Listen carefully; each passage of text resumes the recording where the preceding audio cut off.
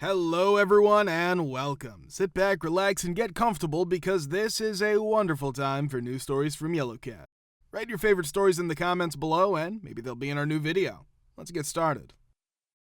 Could you share your alright then I resign story? I was hired by a software outsourcing company. In our initial meeting, my unit manager questioned me, do you know Technology X, a technology that has nothing to do with my department or the reason I was hired? No, in reality I don't, but it's something I want to learn. It's interesting to me. Alright, fantastic. In what way would you like to utilize it? Sure, but keep in mind that I'll have to learn it first, and even after that my speed won't be quite up to par. Yes, without a doubt. When we provided the client with our estimates, we already took that into consideration. We will begin the project in approximately 1 week, and you will be assisted by a more senior member during that time. That was kinda how the meeting ended, and I headed back to my office. I immediately began a tutorial, and after a few days, I had everything set up and was using X with some degree of success. I was thrown into a meeting with other people before the project began to decide on its specifics and to include additional technologies that I was unfamiliar with. In retrospect, I should have told my manager what I mentioned in the meeting, namely that I wasn't familiar with these technologies and that I would need time, assistance, or both to advance well. In any case, the project got underway, and I also had to collaborate with a colleague who worked in a different office. It wasn't excellent, but it was passable. Most of the time, I was delayed because I didn't know how to overcome certain obstacles. The project was once brought to an abrupt end when the client was acquired and new owners had different ideas. I had nothing left to work on. I discussed this with my project manager. He said that he was empty. After a few more days of asking him for a new project, he told me he had nothing else to give me, so I asked if it would be okay to speak with my unit manager about starting a new project. I'd been active for a full week by this point. I contacted my unit manager, who initially scheduled a meeting with me for approximately a week later. I told him at the beginning of the meeting that I was looking to change careers to something more people-oriented, so I wanted a new project and would appreciate something along the lines of team lead. Yes, prior to that, he stated, glaring at me, I've received some feedback about you, and it's not all that good. Oh? I answered, astonished. It sort of got to me. Up until then, I was unaware of any complaints made against me, but I put on my best face and carried on.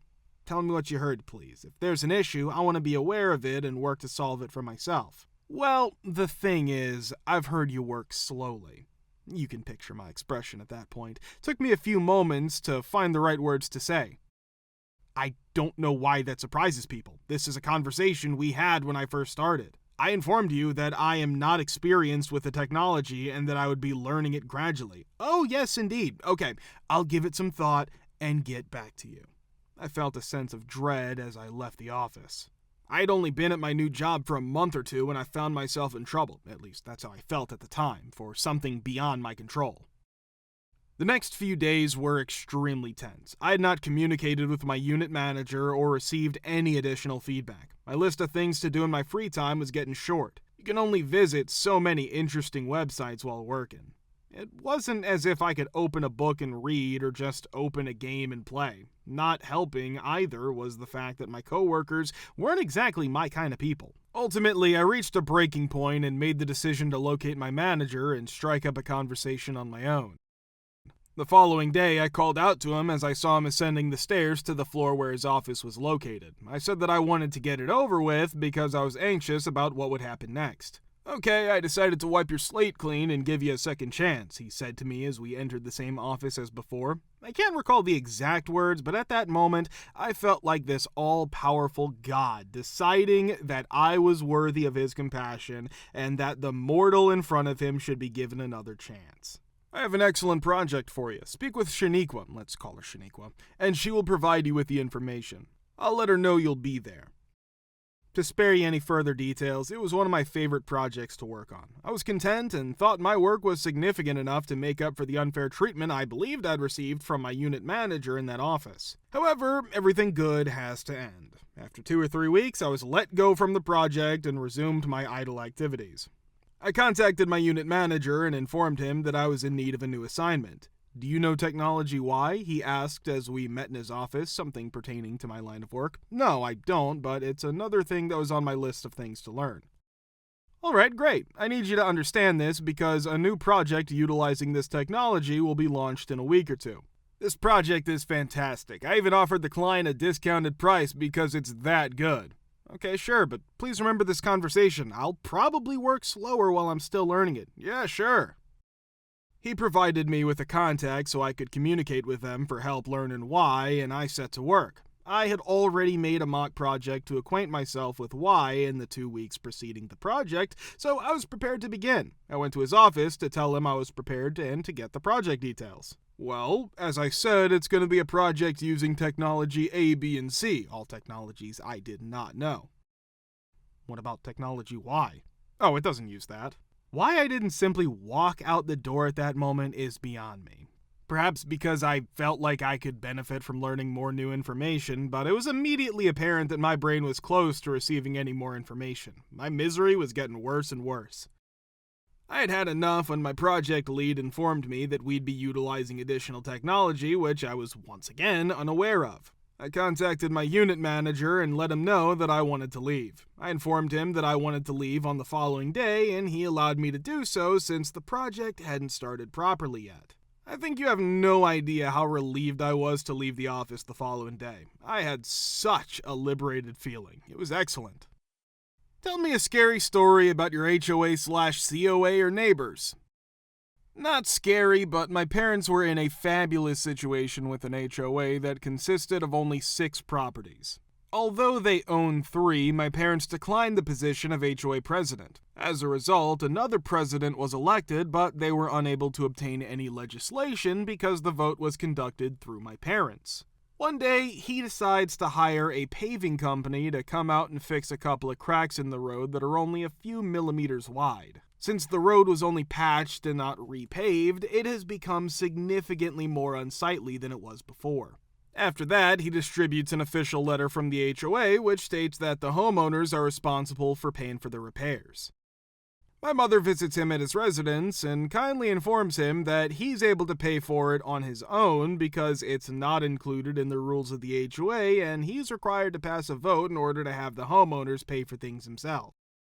That guy made an attempt to pass anything. In order to acquire a trailer, he attempted to obtain an easement through the property that belonged to my parents. He attempted to acquire a different portion of their land in order to create a community park that would accommodate 6 houses.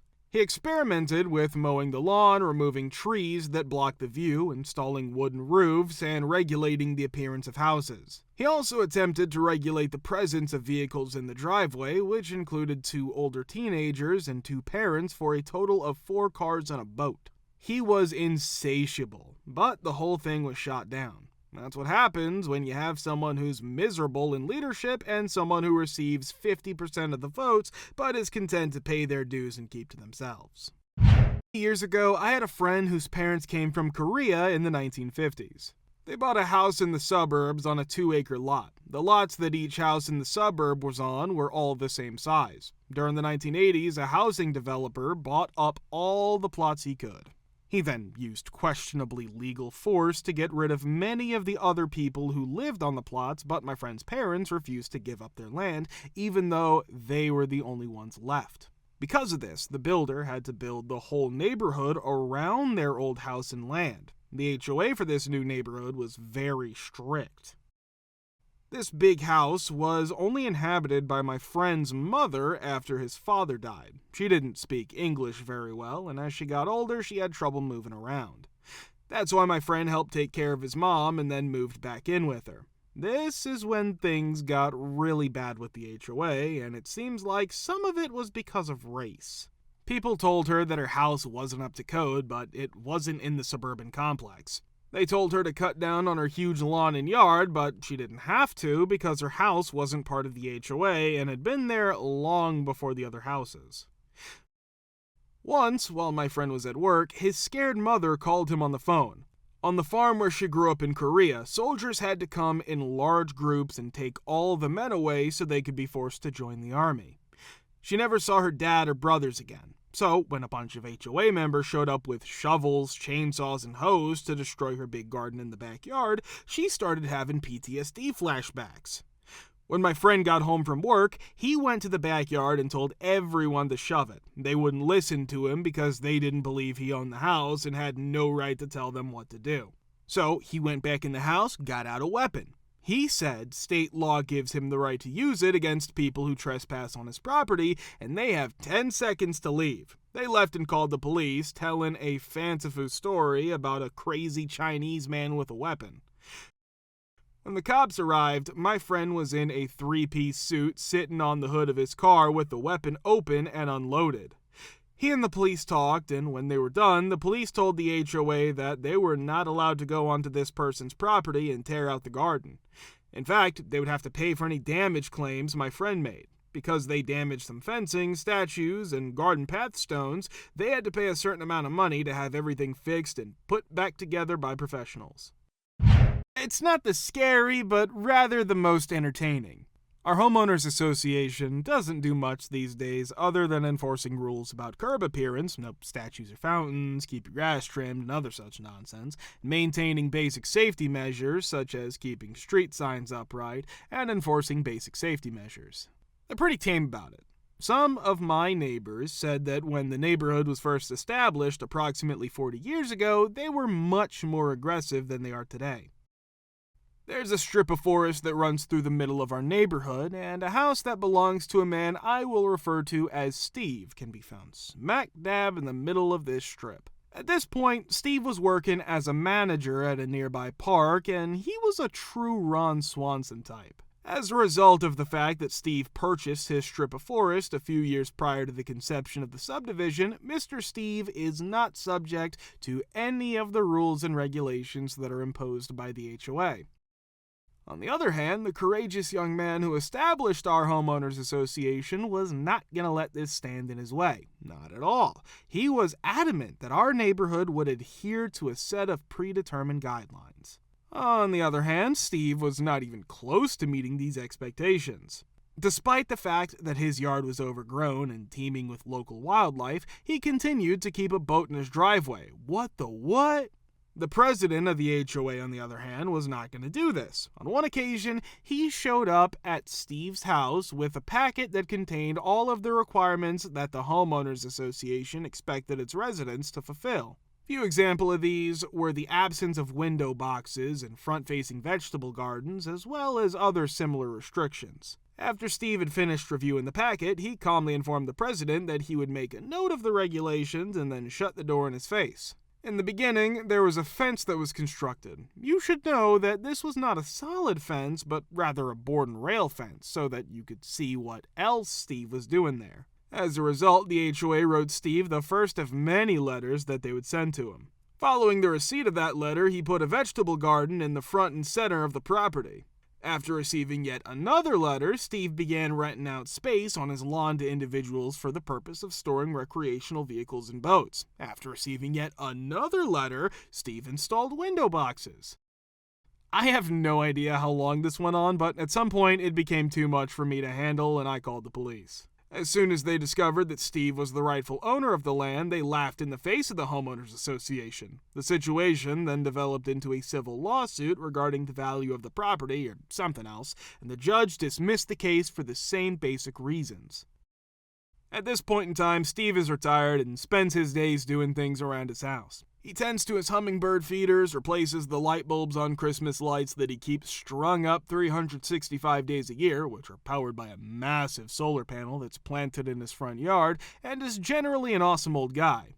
When it comes to filing a complaint against even the most egregious violations, I'm looking at you, family that obviously operates some kind of business out of their garage, our homeowners association has been essentially rendered ineffective as a result of the entire ordeal. Thank you for listening to these stories. If you want to see new videos, be sure to subscribe to the channel and don't forget to hit the like button.